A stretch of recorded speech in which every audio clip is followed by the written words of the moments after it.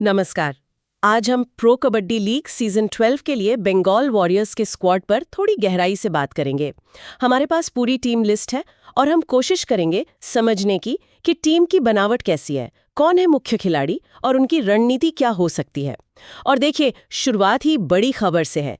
इस सीजन के सबसे महंगे रेडर वो इसी टीम ने है। तो चलिए देखते हैं इस स्क्वाड को। सबसे पहले जिनकी सबसे ज्यादा चर्चा है, देवांग दलाल। रिकॉर्ड 2.205 करोड़ रुपए में खरीदा है इन्हें। हाँ, ये सीजन के सबसे महंगे रेडर हैं। अच्छा, रेडिंग में और कौन कौन है इनके पास? हाँ, तो रिटेन किए गए खिलाड़ियों में विश्वास एस हैं, सुशील काम्बरेकर, मनप्रीत, पुनीत कुमार, रचित कुमार। ये सब पहले से थे। ओके। और नए चेहरों में हिमांशु नरवाल हैं, जिन्हें 39.20 लाख रुपए में लिया है, और दो बड़े दिलचस्प इंटरनेशनल नाम भी जुड़े हैं। अच्छा, कौन? एक तो कोरिया के जांग कुन ली की वापसी हुई है, बेस प्राइस 13 लाख रुपए पर। ओहो, जैंग कुन ली, वो तो काफी अनुभवी हैं। हाँ, बिल्कुल। और दूसरे हैं ईरान के उम्मीद खोजस्ते मोहम्मद शाह। उन्हें भी बेस प्राइस 13 लाख रुपए में लिया गया है। तो यहाँ एक कोशिश दिख रही है, मतलब देवांग के साथ इंटरनेशनल अनुभव जोड़ने की। बिल्कुल, एक महंगा स्टार और साथ में जांग कुन ली का अनुभव और उम्मीद का वो ईरानी स्टाइल, ये रेडिंग में काफी गहराई और कह सकते हैं कि विविधता लाएगा। शायद ये सिर्फ एक खिलाड़ी पर निर्भरता कम करने की भी कोशिश है। अगर देवांग पर दबाव बनता है या कभी बेंच पर बैठना पड़े तो। हाँ, ये तो हुई रेडिंग के बाद साफ दिख रहा है कि उनका मजबूत पक्ष है। लेकिन जैसा कहते हैं, कबड्डी सिर्फ रेडिंग से नहीं जीती जाती।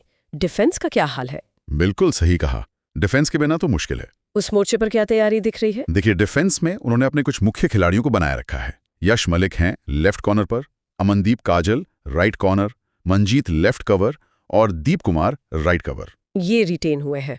हाँ, और सबसे जरूरी बात, नितेश कुमार को एफबीएम के जरिए रिटेन किया है। एफबीएम फाइनल बिड मैच, मतलब नीलामी में किसी और टीम की बोली को मैच करके वापस लिया। ये तो बहुत जरूरी था नितेश कुमार जैसे डिफेंडर के लिए। हाँ, बिल्कुल। एफबीएम का इस्तेमाल ही दिखाता है कि वो नितेश को अपनी डिफेंस का, आप कह सकते हैं, आधार मानते हैं। इसके अलावा कुछ नए डिफेंडर्स भी जोड़े हैं, लेकिन ज्यादातर कम कीमत पर। अच्छा, जैसे प्रतीक हैं लेफ्ट कवर के लिए 13 लाख रुपए में, मयूर कदम है राइट कवर, वो भी 13 लाख, आशीष हैं लेफ्ट कॉर्नर 13.10 लाख रुपए में। ओके। और फिर हरिंद्र, अंकित, संदीप जैसे कुछ और डिफेंडर हैं जो करीब 9 लाख के आसपास हैं।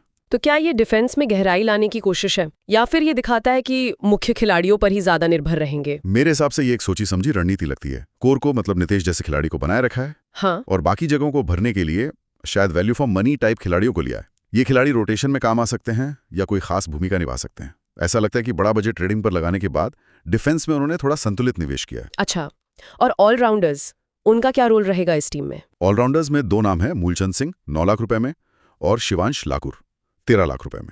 ये बहुत बड़े नाम तो नहीं है? नहीं, बड़े नाम नहीं है, और अक्सर ये कम कीमत वाले ऑलराउंडर टीम को थोड़ी फ्लेक्सिबिलिटी देते हैं। हो सकता है इनका मुख्य काम डिफेंस को सपोर्ट करना हो या जरूरत पड़ने पर कुछ रेड पॉइंट्स लाना हो।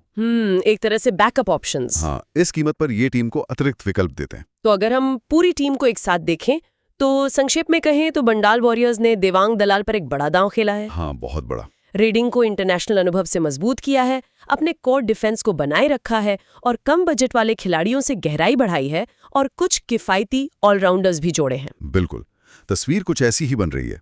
एक स्टार ड्रिवन रेडिंग यूनिट जिसे अनुभव और गहराई का सपोर्ट है, और एक डिफेंस जो अपने कोर पर निर्भर करेगा और जिसे नए खिलाड़ी सपोर्ट देंगे। तो यहाँ एक बड़ा सवाल खड़ा होता है, इस स्क्वाड की बनावट को देखते हुए सीजन 12 में बंगाल वॉरियर्स के लिए सबसे बड़ी चुनौती क्या होगी? क्या ये देवांग दलाल जैसे महंगे खिलाड़ी पर खरा उतरने का वो भारी दबाव होगा, या फिर इन नए और पुराने खिलाड़ियों के बीच वो सही तालमेल बिठाना, एक टीम की तरह परफॉर्म करना? शायद यही संतुलन साधना ही उनकी कामयाबी या नाकामी का रास्ता तय करेगा। हाँ, ये वाकई सोचने वाली बात है। देखते हैं सीजन में क्या होता है। तो अगर हम संक्षेप में देखें संभावित स्टार्टिंग 7 को, 3 रेडर हैं, देवांग और विश्वास राइट से, हिमांशु लेफ्ट से, 2 कवर, मयूर राइट, प्रतीक लेफ्ट और 2 कॉर्नर, नितेश राइट, आशीष लेफ्ट। हाँ, ये एक मिक्स दिख रहा है, युवा जोश भी है और नितेश जैसा अनुभव भी। लेकिन ये लाइनअप को सवाल भी खड़े करता है, जैसे क्या 2 राइट रेडर वाली रणनीति पूरे मैच में चलेगी? क्या मयूर और प्रतीक की जोड़ी डिफेंस को वो मजबूती दे पाएगी, खासकर नितेश जैसे सीनियर के साथ खेलते हुए? सही। मैदान पर खिलाड़ियों का आपसी तालमेल कैसा रहता है और कोच की रणनीति को वो कितना अमल में ला पाते हैं? असल में सब कुछ उसी पर निर्भर करेगा। बिल्कुल सही कहा। तो इस पूरी चर्चा के बाद श्रोताओं के लिए एक सवाल छोड़ जाते हैं सोचने को। इस खास कॉम्बिनेशन को अगर देखें तो बंगाल वॉरियर्स की सबसे बड़ी ताकत क्या लगती है और सबसे बड़ी चुनौती कहाँ दिखती है? हाँ, क्या वो 2 राइट ट्रेडर का अटैक है या नितेश का डिफेंस? या फिर क्या लेफ्ट रीडिंग में या कवर्स में गहराई की कमी एक चिंता बन सकती है? इस पर सोचिएगा जरूर। चलिए अगले सत्र में फिर मिलेंगे, तब तक के लिए अलविदा। अलविदा।